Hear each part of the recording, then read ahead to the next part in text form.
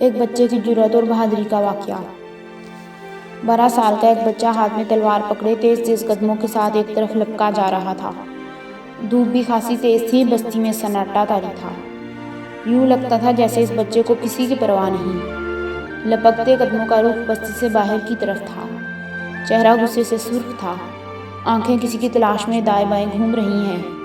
اچانک ایک چٹان کے پیچھے سے ایک سایہ لپکا۔ بچے نے تلوار پر مضبوطی سے تھام لیا۔ آنے والا سامنے آئے تو بچے کا چہرہ خوشی سے کھل اٹھا۔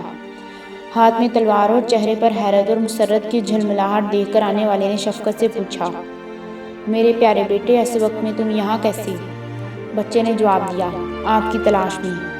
اس بچے کا نام زبیر رضی اللہ عنہ تھا۔ باپ کا نام عوام اور ماں صفیہ رضی اللہ عنہا تھی۔ یہ بچہ رسول اللہ صلی اللہ علیہ وآلہ وسلم کا پھوپھیزاد بھائی تھا۔ قصہ یہ پیش آیا تھا کہ مکہ مکرمہ میں افواہ پھیلی کہ پیغمبر صلی اللہ علیہ وآلہ وسلم کو کفار نے پہاڑوں میں پکڑ لیا ہے۔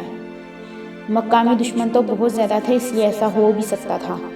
حضرت زبیر رضی اللہ عنہ نے، جن کی عمر 12 سال تھی، فوراً تلوار اٹھائی اور اکیلے ہی آپ صلی اللہ علیہ وآلہ وسلم کی تلاش میں نکل کھڑے ہوئے۔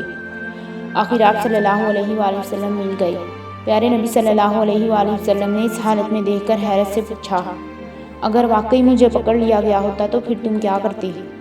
اس 12 سالہ بچے نے جواب دیا، میں مکہ میں اتنے قتل کرتا کہ ان کے خون کی ندیاں بہا دیتا اور کسی کو زندہ نہ چھوڑتا۔ پیارے نبی صلی اللہ علیہ وآلہ وسلم یہ بات سن کر مسکرا پڑے اور اس جرأت مندانہ انداز پر اپنی چادر مبارک انعام کے طور پر عطا فرمائی۔ اللہ تعالیٰ کو یہ ادا پسند آئی۔ جبرائیل علیہ السلام آسمان سے نازل ہوئے اور عرض کیا، زبیر کو خوشخبری دے دیں کہ اب قیامت تک جتنے لوگ اللہ کے راستے میں تلوار اٹھائیں گے ان کا ثواب زبیر رضی اللہ عنہ کو بھی ملے گا۔ اگر ہماری ویڈیو پسند آئے تو اسے لائک اور شیئر کریں اور ہمارے چینل کو سبسکرائب ضرور کریں۔ ہو سکتا ہے آپ کا ایک شیئر کسی کی زندگی بدل دے۔